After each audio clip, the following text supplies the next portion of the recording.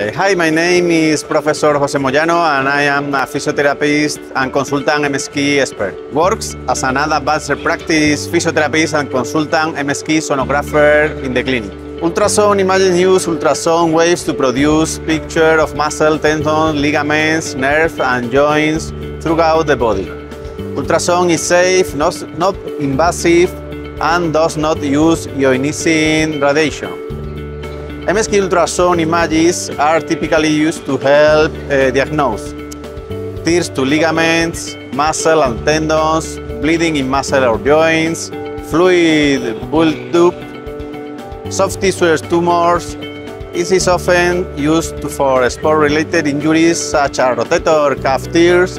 It is something ordered if the doctor suspects a chronic problem like arthritis as well.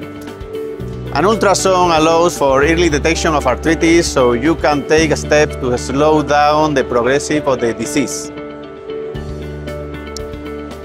Meet the new generation Ultrasound XBit 90 delivers high-class ultrasound images for your specialty using artificial intelligence.